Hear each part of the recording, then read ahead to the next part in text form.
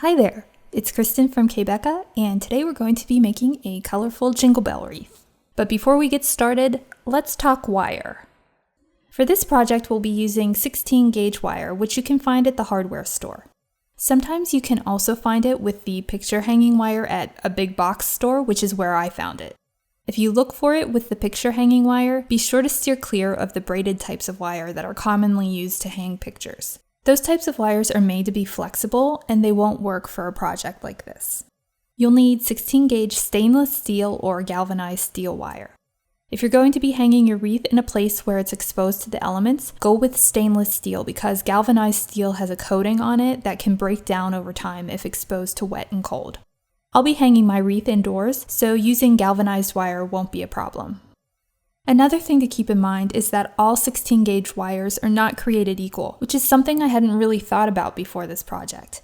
I initially tried a 16 gauge aluminum wire that's made for jewelry making, and you can see how easily I can bend it compared with the 16 gauge galvanized steel wire, which is much harder to bend. We need something that's strong enough to hold the weight of the jingle bells while keeping a circular wreath shape when the wreath is hung, and 16 gauge stainless steel or galvanized steel wire is perfect for this. Aluminum or brass wire of the same gauge is just too soft. The diameter of my wreath is going to be about 8 inches, so I'll cut a 24-inch piece of wire using my wire cutters. You don't want to go much larger than an 8-inch diameter unless you're using a stronger gauge of wire, since you could run into issues with the wreath sagging when you hang it. But something smaller than 8 inches will be fine with the 16 gauge wire. You'll want to multiply the diameter that you want for your wreath by 3 to get the length of wire that you'll need to cut. Technically, you want to multiply the diameter by 3.14, but it's easier to round down to 3 and do the multiplication in your head.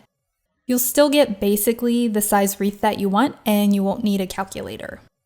After I cut the wire, I'm going to use needle nose pliers to make a loop at one end. Then, I like to use the pliers to turn the loop so it's perpendicular to the rest of the wire. I think that doing this makes it a bit easier to keep track of that end and connect it with the other end of the wire when I finish the wreath, but it's not necessary to do this. The bells that I'm using for my wreath are 35 millimeters, and I really like the mix of gold with hot pink and red, which is kind of classic Christmas with a modern twist. I found these at joann.com over the summer and got a great price on them. They were on sale for 50% off, so I picked up a bunch for less than $3 per package, as opposed to their normal price of $5.49 per package. If you look around in the off-season, you can sometimes find great deals on Christmas-type supplies like this, and you can stock up and save a lot of money. Now I'm going to start threading the bells onto the open end of the wire, one at a time. As I add the bells, you can see the wreaths start to form. Continue adding the bells until you have about 1.5 inches or so of wire left on the open end. I used 4.5 packages of bells, or 36 bells total, to make my wreath. If you're using smaller jingle bells or a mix of smaller and larger bells, then you'll need to use more to make the same size wreath. I was a little worried that the wire would show through too much and clash with the gold bells on the finished wreath, but it stays pretty well hidden and you don't notice it at all unless you're up super close. After I'm finished adding the bells to the wire, I'll take the pliers and bend the open end of wire into a hook. Then I'll loop that end around and hook it into the loop at the other end of the wire to form the wreath. I'll use the pliers to close the hook end so the wreath won't accidentally come unhooked, and then I'll bend the wire into a wreath shape. To finish the wreath, I cut a length of 1.5 inch red ribbon and tied it onto the area on the wreath where the two ends come together, which covers any wire that might be showing. I'll make a loop with one side of the ribbon and wrap the other side around the front of the loop. Then I'll take the same side that I just wrapped around the front of the loop and bring that through to the other side to make the second loop. After that, I want to pull the loose end on that side down below the loop to finish the bow.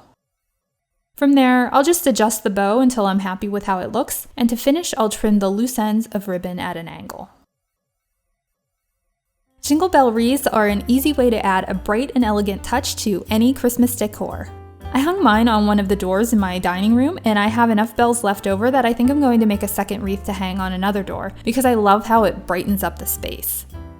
You can find a full list of supplies used in this project in the description area below, or in the area below the video if you're watching on k.becca.com. I hope that you enjoyed this video, and if you'd like to see more seasonal and holiday decorating projects, please give it a thumbs up and subscribe. Thanks for watching, and I hope you'll tune in again soon.